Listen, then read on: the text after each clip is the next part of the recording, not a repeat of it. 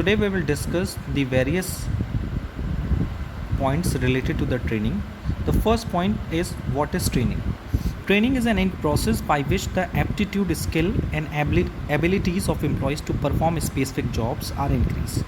It is a process of learning new skills and application of knowledge possessed. यानी training एक ऐसा process है जिसमें हम किसी भी स्पेसिफिक जॉब को परफॉर्म करने के लिए एम्प्लॉयज़ के अंदर एप्टीट्यूड, स्किल और एबिलिटी को जनरेट करते हैं, यानी जिसकी हेल्प से किसी भी पर्टिकुलर एम्प्लॉय में किसी जॉब को परफॉर्म करने के लिए जो भी एप्टीट्यूड, स्किल और एबिलिटी की ज़रूरत होती है वो उसके अंदर इंक्रीज़ की जाती है। And with the help of training employ जो होता है ऑर्गेनाइजेशन का वो नई नई स्किल्स को लर्न करता है और उसे अपने वर्क में अप्लाई भी करता है। So in basically we can say कि training is a process by which the aptitude, skill and abilities of employee to perform a specific job are increased. The second term is education. Education is a process of increasing the knowledge and understanding of employees which develops a logical and rational mind to understand the relationship between variables. It helps to develop capabilities of analyze, synthesis and objectivity. देखिए training एक अलग चीज़ होती है, education एक अलग चीज़ होती है। पहले हम किसी भी बंदे को एजुकेशन प्रोवाइड करते हैं to provide a particular knowledge about the things, it is known as education. Education is all about the giving a knowledge and understanding of any variables, यानी किसी भी थिंग्स के बारे में किसी को नॉलेज प्रोवाइड करना, that is known as education. जैसे हम एक एग्जांपल लेते हैं, अगर आपको एज अ सिलेक्शन ऑफिसर किसी कंपनी में रखना है तो फर्स्ट ऑफ ऑल आपको सिलेक्शन के बारे में, सिलेक्शन के प्रोसेस के बारे में आपको एजुकेट किया जाएगा कि सिलेक्शन प्रोसेस क्या होता है, उसका थ्योरेटिकल नॉलेज आपको प्रोवाइड किया जाएगा, सिलेक्शन प्रोसेस में कौन कौन से स्टेप फॉलो किए जाते हैं। देयर आफ्टर जब आप एज अ प्रैक्टिकली वे में उन सारे प्रोसेस को अडॉप्ट करते हो तो कई सारी डिफ़िकल्टीज़, कई सारे स्किल की ज़रूरत पड़ती है, यानी कई डिफ़िकल्टीज़ आती हैं और कई सारे स्किल की आपकी ज़रूरत पड़ती है। सो उन सारे डिफ़िकल्टीज़ को कम करने के लिए और उन सारे स्किल को आपके अंदर इंक्रीज़ करने के लिए ट्रेनिंग प्रोवाइड किया जाता है। यानी training is a step after the education, यानी फर्स्ट ऑफ ऑल किसी भी पर्सन को पर्टिकुलर कॉन्सेप्ट एंड सब्जेक्ट के लिए एजुकेट किया जाता है एंड देयर आफ्टर उस एजुकेशन को, उस नॉलेज को प्रैक्टिकली इम्प्लीमेंट करने के लिए आपके अंदर स्किल की ज़रूरत होती है। सो उसके लिए उस स्किल को इंक्रीज़ करने के लिए ट्रेन किया जाता है। Okay, the third one is development. Development comes after the education and training. यानी फर्स्ट ऑफ ऑल बंदे को एजुकेट करने के बाद उसको ट्रेन किया जाता है and thereafter with the help of training एक एम्प्लॉयज़ का क्या होता है, डेवलपमेंट पॉसिबल हो पाता है। यानी विदाउट ट्रेनिंग हम किसी भी बंदे का डेवलपमेंट नहीं कर सकते। It refers to the learning opportunity designed to help employees enhance their personality. It helps individual to progress towards maturity, not only to become a good employee but also good human beings. यानी with the help of development हम क्या करते हैं, किसी बंदे की personality को और पॉजिटिव बनाते हैं, इंक्रीज़ करते हैं, जिससे उस बंदे के अंदर रैशनल डिसीज़न लेने का एक एक्सपीरियंस आता है। देखिए they are basically two types of decision, that rational and emotional. But employees को, एक अच्छी ह्यूमन बींग को एक रैशनल डिसीजन मेकर होना बहुत ज़रूरी होता है। तो फिर with the help of training and education everyone can becomes a developed person. So हमने आज सबसे पहले डिस्कस किया what is the meaning of training, what is education and what is development. First step in the whole process we can see, तब सबसे पहले आपको उस कॉन्सेप्ट और उस सब्जेक्ट के बारे में एजुकेट किया जाता है। देयर आफ्टर उसको प्रैक्टिकल इम्प्लीमेंट करने के लिए जो स्किल, एप्टीट्यूड एंड एबिलिटी की ज़रूरत होती है उसके लिए आपको ट्रेनिंग प्रोवाइड किया जाता है। एंड देयर आफ्टर जब आपको एजुकेशन एंड ट्रेनिंग प्रोवाइड की जाती है, जब आप उसमें एक्सपीरियंस्ड हो जाते हैं तो आपकी पर्सनैलिटी इन्हेंस्ड होती है, आप एक रैशनल डिसीजन मेकर बन जाते हो और अब वो सारी एबिलिटी, सारी स्किल अब आपको सिखाने की ज़रूरत नहीं है, आप खुद उस स्किल और एबिलिटी का एक अच्छे ढंग से यूज़ करने लगते हो, न सिर्फ उस पर्टिकुलर फील्ड में बल्कि अदर फील्ड में भी। ओके, सो इससे आपका डेवलपमेंट पॉसिबल हो पाता है। Now the third element of staffing is the training and development. Now we will discuss it. Training and development improve the present and future performance of employees. They increase employees' ability to perform through learning by changing the employees' aptitude and increasing their knowledge. You know very well, with the help of training हम employees की present and future in performance को increase करते हैं. Training की help से न सिर्फ employees की एबिलिटी इंक्रीज़ होती है, बल्कि उसका एप्टीट्यूड जो होता है वो चेंज होता है और उसकी नॉलेज भी इंक्रीज़ होती है. Now the other point related to this topic, that is importance of training and development. Training and development helps both the organization and individual in the following way. यानी training and development न सिर्फ individual के लिए important है, बल्कि it will also help to the for the organization. The first benefit to the organization. The benefit of training and development to an organization are as follows. The first one, training is a systematic learning always better than hit and trial method which leads to wastage and of efforts and money. यानी देखिए, दो तरह के लोग होते हैं. एक educated होते हैं, देयर आफ्टर ट्रेंड होते हैं. ट्रेंड जो भी बंदा होता है वो एजुकेशन के बाद ही ट्रेंड होता है, यानी विदाउट एजुकेशन आपको ट्रेन नहीं किया जा सकता. सो अगर कोई बंदा एजुकेटेड है तो जब वो किसी पर्टिकुलर वर्क को करता है तो आपके उसके काम में आप ना एक कुछ मिस देखोगे, यानी कुछ मिसिंग चीज़ें देखोगे, क्योंकि उसके पास ना तो एक्सपीरियंस होता है, ना तो एक पर्टिकुलर स्किल होता है, ना एबिलिटी होती है. कि हमें थियोरेटिकली तो उस पर्टिकुलर वर्क के बारे में पता तो है, बट प्रैक्टिकली उस वर्क को कैसे करना है उसके लिए ट्रेनिंग होनी बहुत ज़रूरी है. जैसे आपकी फील्ड में बहुत बड़ा पोस्ट होता है चार्टर्ड अकाउंटेंट. जैसे अगर आपको चार्टर्ड अकाउंटेंट का सर्टिफिकेट मिल गया, आप सीए बन गए, तो सीए बनने में और सीए का काम करने में बड़ा अंतर है.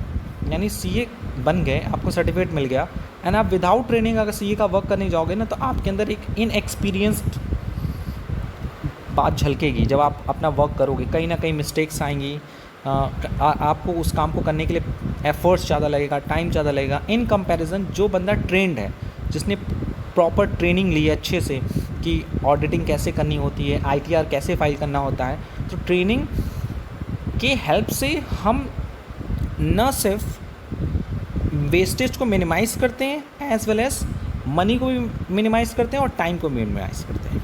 The second important for the organization, it enhance employees productivity both in terms of quantity and quality and leading to higher profit.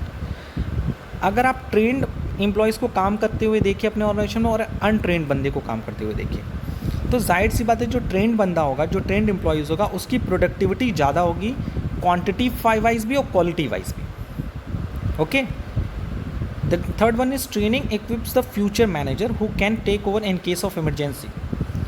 देखिए, ट्रेनिंग की हेल्प से हम अपने फ्यूचर मैनेजर को प्रिपेयर कर सकते हैं कि अगर कोई इमरजेंसी आएगी तो हमें कैसे उस सिचुएशन में अपने आप को स्टेबल रखना है. Training increase employees morale, reduce absentees and employees turnover.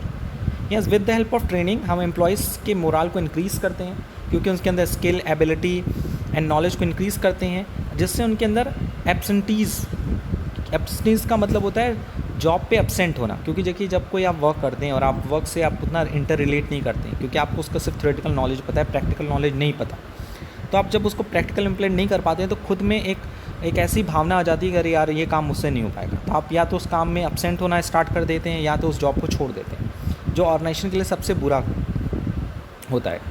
It helps in obtaining effective response to fast changing environment. Yes, training आपको तैयार करता है फ्यूचर अनसर्टेनिटी में खड़े होने के लिए.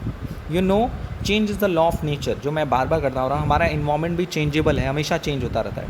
अगर आप एजुकेटेड है, ट्रेंड नहीं है, तो एजुकेटेड बंदा अपने आप को चेंज मैनेजमेंट में चेंज नहीं कर पाएगा. अगर आपके ऑर्गेनाइजेशन में कोई चेंजेस होगा तो वो उसको हमेशा रिफ्यूज़ करेगा. लेकिन जो ट्रेंड बंदा होगा ना, he is always ready to attend the changes in the organization, और वो अपने आप को हमेशा खड़ा रखेगा, हमेशा तैयार रहेगा चेंज के लिए. So this kind of benefits help to the organization in form of training. Now, the benefits to the employee. The benefits of the training and development activity to the employees are as follows. Improved skill and knowledge due to the training leads to better career of individual. Increased performance by the individual helps in earn more. Training makes the employee more efficient to handle machines, thus less prone to accident. And training increases the satisfaction and morale of employees. यानी अगर employees के benefits के और study करें तो हम कह सकते हैं कि with the help of training employees एक अच्छा एम्प्लॉय बन के निकल के आता है.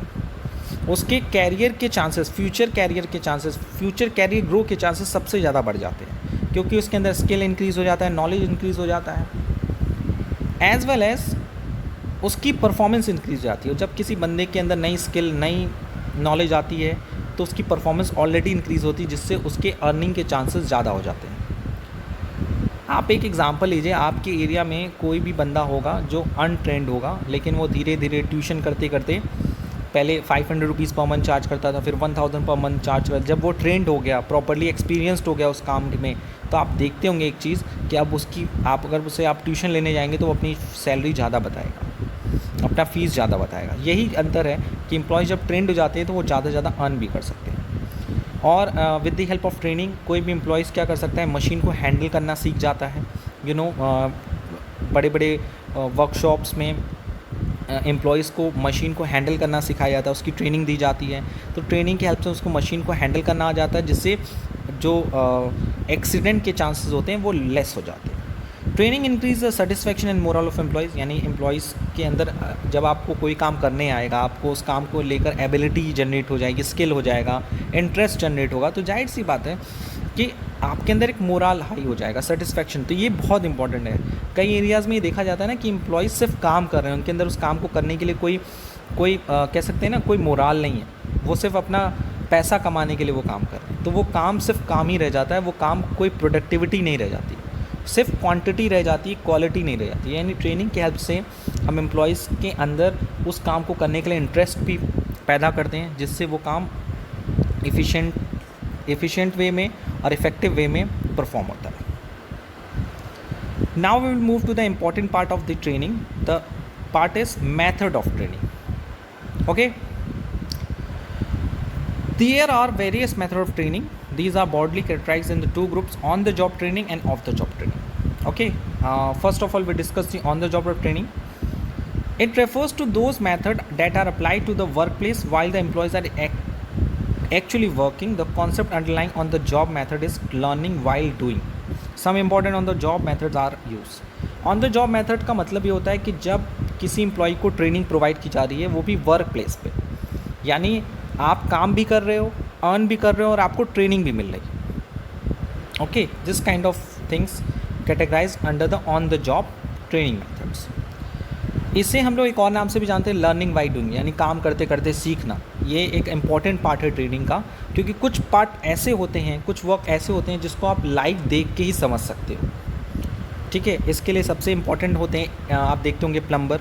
तो प्लम्बर जब नया नया होता है तो वो खुद काम नहीं करता, वो किसी अपने एक्सपीरियंस के साथ एज अ कह सकते हैं ना, एक अप्रेंटिसशिप प्रोग्राम के साथ जुड़ जाता है। अब वो हमेशा उस अपने सीनियर वर्कर के साथ जगह जगह जाके घूमता है और देखता है कि वो उसका सीनियर किस तरह से वर्क कर रहा है, उस वर्क को देखता है, सीनियर उसको अपने काम को इंस्ट्रक्ट करता है। आप अपने घर में भी देखते होंगे कि कई वर्कर्स आते हैं अपने साथ, एक दो लोगों को लेकर आते हैं। मेन एक वर्कर होता है, वो सारे वर्कर्स को इंस्ट्रक्ट करता है, ऐसे करो वैसे करो, वो यानी वो वर्क भी कर रहे हैं, उसके लिए उनको पैसा भी मिल रहा है, और जो मेन वर्कर है ना, उसको हेल्प भी मिल रही है। तो इस तरह की जो ट्रेनिंग मेथड्स होते हैं वो बंदे को या एम्प्लॉयज़ को काम करते हुए ही प्रोवाइड की जा सकती है। हम कहें कि घर पे बैठा के उनको सिखाएं कि देखो पाइप ऐसे होती है, इसको ऐसे फिट करते हैं, इसमें ऐसे काम करते हैं, ये सारी चीज़ें, कुछ काम ऐसे होते हैं जिसमें एम्प्लॉयज़ को काम करते हुए ही सिखाया जा सकता है। So such kind of training method include in the on the job methods. The first example of on the job method is apprenticeship program.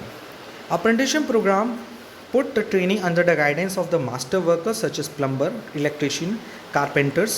The trainee works along with the master worker for a specified period to acquire a higher level of skill.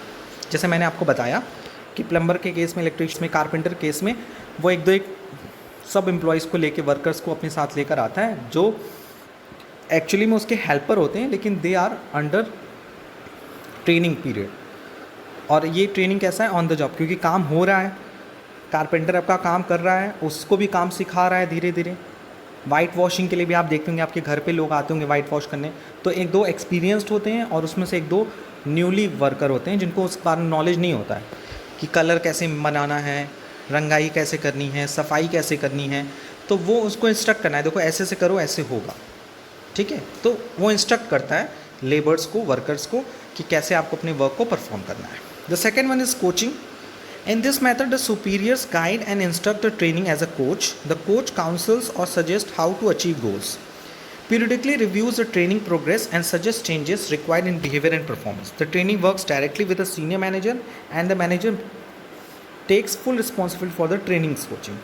आप coachings लेने जाते हैं किसी particular work के लिए, yes sir, sports की coaching लेने जाते हैं, यस, अपने किसी वर्क को लेके जाते हैं, तो कोचिंग्स में जो भी, चाहे वो कोचिंग्स किसी भी हो, एजुकेशन की फील्ड से रिलेटेड हो, चाहे वो स्पोर्ट्स के एरिया से रिलेट करता हो, ठीक है, योगा प्रैक्टिस हो, तो आप जिसकी भी कोचिंग लेने जाते हैं तो वहाँ पे आपको on the job training provide की जाती है, यानी आप काम भी कर रहे हो और उसी में सीखते भी जा रहे हो। These are included in the learning by doing. The third one is internship training. Internship training आप सुने होंगे कि आपके बड़े भाई या फिर रिलेटिव्स में से कोई लोग MBA कर रहे होंगे, BTech कर रहे होंगे, MTech कर रहे होंगे, तो आपने सुना होगा कि वो कंप्लीशन ऑफ देयर कोर्स, जब उनका कोर्स कंप्लीट होता है तो उन्हें इंटर्नशिप पे जाना पड़ता है किसी पर्टिकुलर फर्म के पास, और वहाँ कुछ महीने टाइम गुजारना होता है। चार्टर्ड अकाउंटिंग में भी आर्टिकलशिप्स नाम की चीज़ होती है जो सेकंड ग्रुप के बाद आपको करनी पड़ती है, and this kind of training included in the internship training. इसमें होता क्या है कि एक पर्टिकुलर कोर्स ऑफ स्टडी को कंप्लीट करने के बाद जो भी स्टूडेंट होता है उसे पर्टिकुलर फॉर्म में जाना पड़ता है, वहाँ काम को प्रैक्टिकली समझना पड़ता है। अभी तक तो हम सिर्फ कोर्स एंड मटेरियल बुक्स पढ़ रहे हैं, लेकिन उस काम को कैसे प्रैक्टिकली वे में इम्प्लीमेंट करना है उसको हम with the help of internship training सीखते हैं। So it is a joint programme of training in which educational institution and business firms cooperate in order to impart training to selected candidate. People can acquire practical knowledge by working in factories and firms and are able to handle recurring problems effectively. Okay, जैसा मैंने बताया। Next one is job rotation. It involves shifting of employees from one job to another or one department to another or one shift to another. This helps to the employees to learn various skills to do variety of jobs. It also helps him to interact with other employees, leading to better coordination between department and facilitating transfer and promotion of employees. Job rotation एक important term है। आप देखे होंगे जैसे दो department एक company में, production department और सेल्स डिपार्टमेंट। तो कोई एम्प्लॉई प्रोडक्शन डिपार्टमेंट में काम कर रहा है और उसे क्या कर दिया गया, सेल्स डिपार्टमेंट की नॉलेज एक्वायर करने के लिए सेल्स डिपार्टमेंट में ट्रांसफ़र कर दिया गया, रोटेट कर दिया गया, और उसकी जगह पे सेल्स डिपार्टमेंट से किसी एम्प्लॉयज़ को उठाकर प्रोडक्शन डिपार्टमेंट में ला गया।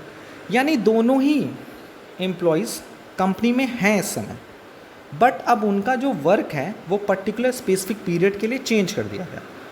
अब जो बंदा परचेज डिपार्टमेंट में काम कर रहा था वो सेल्स डिपार्टमेंट में काम कर रहा है, और जो बंदा सेल्स डिपार्टमेंट में काम कर रहा था वो परचेज डिपार्टमेंट में काम कर रहा है। यानी अब वो अपने काम के साथ साथ दूसरे काम को भी सीख रहे हैं, न्यू स्किल लर्न कर रहे हैं, नई नॉलेज लर्न कर रहे हैं, नए नए एम्प्लॉयज़ से मिल रहे हैं, यानी वो ट्रेन भी हो रहे हैं एज वेल एज उसका डेवलपमेंट भी हो रहा है। The next one is induction training. It is a type of training given to help a new employee in selecting down quickly into the job by becoming familiar with the people, the surrounding the job and the business. The duration of such type of training may be a form of few hours and a few days. Induction training होता क्या है? Generally this kind of training provided by the employee to the employee after the selection of the employees. यानी जब कोई नया employees select होकर company को join करता है तो उस कंपनी के वर्क से उतना ज़्यादा जानकारी नहीं रखता, या कह सकते हो अभी तो वो नया ज्वाइन किया है, आपकी कंपनी में क्या काम हो रहा है, कैसे काम हो रहा है, कितने घंटे काम होता है, काम को कैसे रिपोर्ट करते हैं, सारी चीज़ें उसको इंट्रोड्यूस कराने का उसका एक इंडक्शन ट्रेनिंग प्रोग्राम कराई जाती है, जहाँ वो काम करते करते सीखता है। जैसे अभी आपने कोई नया जॉब अटेंड किया, ज्वाइन किया, तो उस जॉब को सीखने में कि उस जॉब में आपको करना क्या क्या है, नई नई चीज़ें आप जो सीख रहे हैं वो सारे काम को सीखने में आपको 1 हफ़्ता 2 हफ़्ता 1 महीना लगेगा। तो ये जो पूरा पीरियड चलता है उसे हम लोग बोलते हैं इंडक्शन ट्रेनिंग, क्योंकि इसमें बंदा काम भी कर रहा है और काम करते करते सीख भी रहा है कि यहाँ पे जो जॉब करना है वो किस तरह से करना है। So these are the various on the job training method the first one is apprenticeship program, second one is coaching, third one is internship training, fourth one is job rotation, fifth one is induction training. Okay and ये जितने भी types of training programmes हैं वो सब on the job training methods में include किए जाते हैं. Now we will move to the off the job methods. Off the job methods होता क्या है, जब किसी भी एम्प्लॉयज़ को या किसी भी पर्सन को पर्टिकुलर वर्क एरिया पे ट्रेनिंग प्रोवाइड ना करके, एजुकेशन प्रोवाइड ना करके, बल्कि उसके अलावा किसी अदर जगह ट्रेनिंग प्रोवाइड की जाती है, this is known as off the job method. And these method are used away from the work place. It means learning before doing, यानी काम करने से पहले सीखना. जबकि ऑन द जॉब में क्या था, लर्निंग वाइल डूइंग, यानी काम करते करते सीखना. सो ऑफ द जॉब में कॉन्सेप्ट होता है कि काम करने से पहले सीख लो. Some important off the job methods are the first one is classroom lectures conference. The lecture or conference approach is well adapted to convey specific informations, rules, procedure or method. The use of audio, visual and demonstration can often make a formal classroom presentation more interesting and help in carrying difficult points. इसका हम बहुत बड़ा example देते हैं, presentation. आपको पता है कि इन फ्यूचर में जब आप जॉब ज्वाइन करेंगे, आने वाले जब आप अपनी स्टडी पूरी कर लेंगे, तो आप जब जॉब ज्वाइन करेंगे तो आपको अपने कंटेंट का, अपने जॉब का प्रेजेंटेशन देना पड़ेगा लोगों के सामने. इसीलिए आप देखते होंगे क्लासरूम में भी, स्कूल्स में भी एंड कॉलेजेस में आपको प्रेजेंटेशन देने के लिए मोटिवेट किया जाता है, क्योंकि फ्यूचर में आपको वो काम करना है. And this is a part of your actual work. But यहाँ वो आपका वर्क नहीं है, लेकिन आपको उसकी भी नॉलेज प्रोवाइड की जाती है कि आपको प्रेजेंट कैसे करना है, उसमें कौन कौन से चीज़ों को प्रेजेंट करना है. So classroom lectures and conference helps to the student or employees to fit for the future duties. यानी फ्यूचर में जो काम होने वाला है उसके लिए अपने से पहले से प्रिपेयर्ड हो जाना, बस सिंपल सी बात है. यानी यहाँ वो काम करते वरते नहीं सीख रहा है, काम करने से पहले वो पहले नॉलेज ले रहा है कि काम को कैसे करना चाहिए, काम को करते वक्त हमें कौन कौन सी बातें ध्यान रखनी चाहिए, क्या रूल्स होते हैं, क्या प्रोसीजर होते हैं, क्या मेथड्स होते हैं. तो ये सारी चीज़ें सिखाई जाती है. जैसे हम अपने टीचर्स की बारे में बात करते हैं, तो टीचर्स को किसी भी स्कूल में 10+2 में या कॉलेजेस में पढ़ाने से पहले एक कोर्स है, bachelor of education course complete करना पड़ता है. उस बैचलर ऑफ एजुकेशन कोर्स में आपके लिए मैक्रो टीचिंग फॉर्मेट है, जिसमें आपको स्कूल में जाना पड़ता है और स्कूल में पढ़ाना पड़ता है. लेकिन स्कूल में जाके पढ़ाना, it is a part of on the job training. उससे पहले बीएड में ही, क्योंकि बीएड जो है 2 साल का होता है, तो पहले साल में क्या होता है कि आपको माइक्रो टीचिंग कॉन्सेप्ट होता है. माइक्रो टीचिंग में क्या होता है, जितने स्टूडेंट होते हैं वो आपस में मिलके क्लास क्रिएट करते हैं और 1 by 1 स्टूडेंट आके अपने कंटेंट को लोगों को पढ़ाता है. तो it is a part of the job training. And second year में आपको क्या प्रोवाइड किया गया, ऑन द जॉब ट्रेनिंग. यानी एक टीचर बनने के लिए आपको ऑन द जॉब ट्रेनिंग भी प्रोवाइड की जा रही है और ऑफ द जॉब ट्रेनिंग भी प्रोवाइड की जा रही है. और जब आप बीएड कोर्स कंप्लीट कर लेते हैं तो वह एक्चुअल वर्क एरिया में चले जाते हैं और उसका आपको हेल्प मिलता है. देखते हैं कि आपने पहले से ही दोनों टाइप की ट्रेनिंग लर्न कर ली है, on the job as well as off the job. The second one is films. It can provide information and demonstrate those skills that are not easily represented by other techniques. If used along with conference method, it become more effective. आपने सुना होगा conference organise की जाती है, with the help of conference भी आपको कई तरह के ट्रेनिंग्स प्रोवाइड किया जाता है. कॉन्फ्रेंस जनरली जो होता है 1 हफ्ते का ऑर्गेनाइज किया जाता है, 7 days work conference, 7 days workshop, जिसमें आपको पर्टिकुलर कंटेंट की प्रैक्टिकल नॉलेज प्रोवाइड की जाती है. जैसे जब नया जीएसटी आया था तो कई तरह के प्रोफेशनल ऑर्गेनाइजेशंस ने जीएसटी के लिए कॉन्फ्रेंस ऑर्गेनाइज कराया था, जिसमें different workers, different employees, different students आके उस वर्कशॉप को, उस कॉन्फ्रेंस को अटेंड कर सकते थे और अटेंड करके उस 7 days या 14 days के वर्कशॉप में वो सीख सकते थे कि जीएसटी क्या है, जीएसटी में हमें कैसे वर्क करना चाहिए. तो आप देखते होंगे ना, तो ये भी एक तरह का ऑफ द जॉब ट्रेनिंग है कि आप जब एक्चुअल वे में जाकर जीएसटी कैलकुलेट करें, किसी क्लाइंट का जीएसटी कैलकुलेट करें, जीएसटी पे करें, तो पहले आपको उसके बारे में नॉलेज होना चाहिए कि जीएसटी कैलकुलेट कैसे करना है, उसको गवर्नमेंट को कैसे जमा करना है. तो सच kind of knowledge will help which helps from the conference. So I hope clear. इससे पहले मैंने आपको क्लासरूम लेक्चर्स एंड कॉन्फ्रेंस के बारे में बता दिया जो कि है ऑफ द जॉब ट्रेनिंग. उसके बाद films. The third one is case study taken from actual experience of organization. आप लोग केस स्टडी पढ़ते हैं. केस स्टडी में एक पैराग्राफ होता है, उस पैराग्राफ से रिलेटेड कुछ क्वेश्चंस होते हैं जिस क्वेश्चंस के आप आंसर देते हो.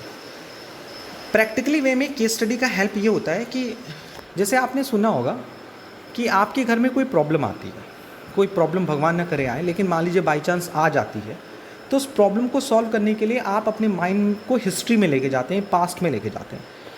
उसी में से कोई एक्सपीरियंस बंदा आता है, वो कहता है कि कहीं ऐसा हुआ था तो उसने ऐसा किया था. दूसरा कहता है अच्छा यहाँ ऐसा हुआ था तो यहाँ ऐसा किया गया था. यानी वो अपने डिसीज़न को लेने के लिए पुराने किसी एक्सपीरियंस में होने वाली घटना को याद करता है और उसके अकॉर्डिंग डिसीज़न लेता है.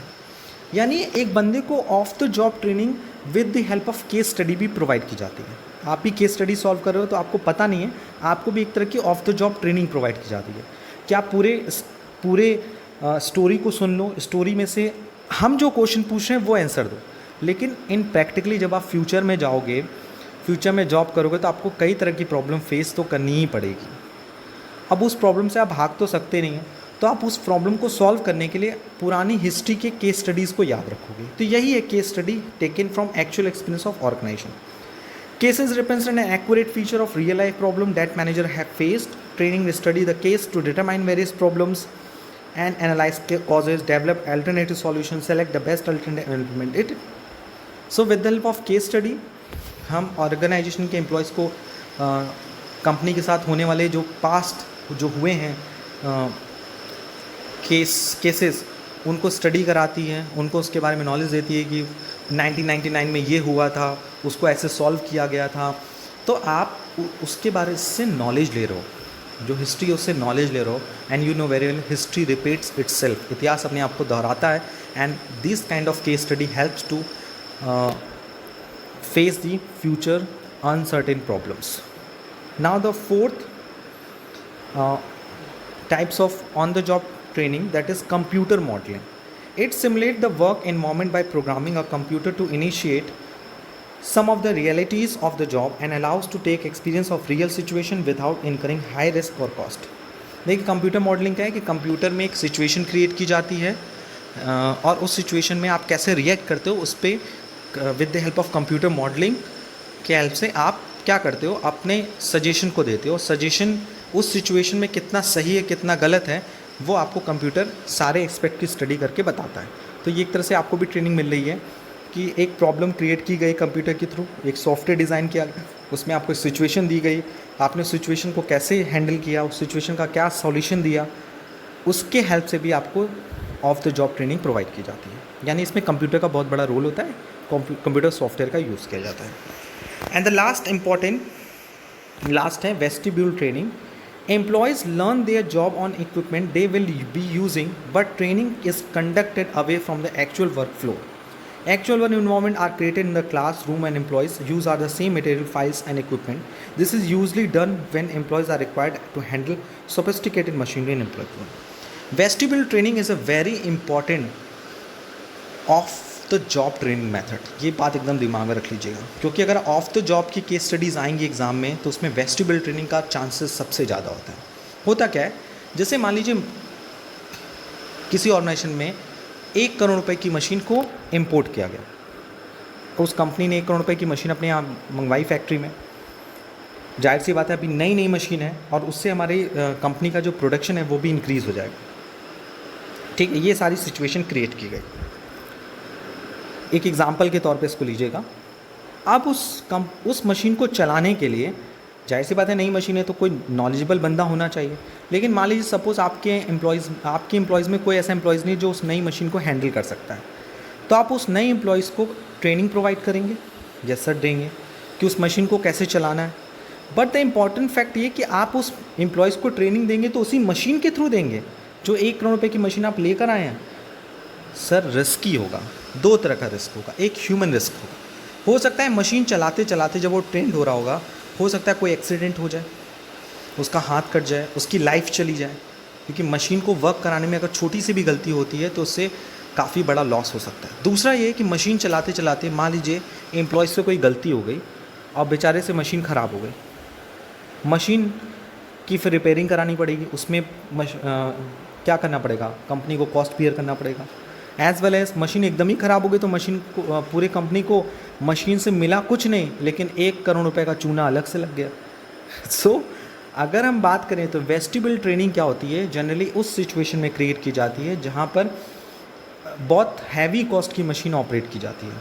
तो हैवी कॉस्ट ऑफ मशीन की और ट्रेनिंग प्रोवाइड करने के लिए एम्प्लॉयज़ को उसी तरह की dummy model of machine provide की जाती है, डमी मॉडल ऑफ मशीन। और उस डमी मॉडल के थ्रू आपको उस मशीन को कैसे वर्क कराना है, कैसे चलाना है, उसकी नॉलेज दी जाती है, जो नॉलेज सफिशेंट होनी चाहिए, एडुकेट होनी चाहिए, जिससे कोई उस मशीन को या उस ह्यूमन बींग को कोई नुकसान ना हो। So I hope vestibule training clear हो गया होगा। वेस्टिबल ट्रेनिंग किस केस में प्रोवाइड की जाती है, जहाँ मशीन्स जो होती हैं काफ़ी महंगी होती हैं और उस मशीन को अगर सही से यूज़ नहीं किया गया तो वो ह्यूमन के लिए भी क्या हो सकती है, एक्सीडेंट क्रिएट कर सकती है, ह्यूमन के लिए रिस्की हो सकती है। सो सिचुएशन में मशीन का डमी मॉडल प्रेजेंट किया जाता है और जो भी एम्प्लॉयज़ उस मशीन को हैंडल करने वाले हैं इन फ्यूचर में, उनको उस मशीन के बारे में प्रॉपर नॉलेज दी जाए, ताकि ना मशीन ख़राब हो, ना ह्यूमन बींग्स को कोई भी दिक्कत आए उस मशीन को ऑपरेट करने में, ना उनका कोई एक्सीडेंट हो। ओके, सो आज हम लोगों ने 2 तरह के ट्रेनिंग मेथड्स को स्टडी किया and there are basically 2 types of training method, that is on the job training method and off the job training method. Off the job training method में हमने डिस्कस किया classroom lectures, conference, films, that is conference method, case study taken from the actual experience of the organization, 4th one is computer modeling and 5th one is vestibule training. So if you have any kind of doubt regarding this topic, so please ask me in the WhatsApp group. आज के लिए इतना ही, thank you, thanks a lot.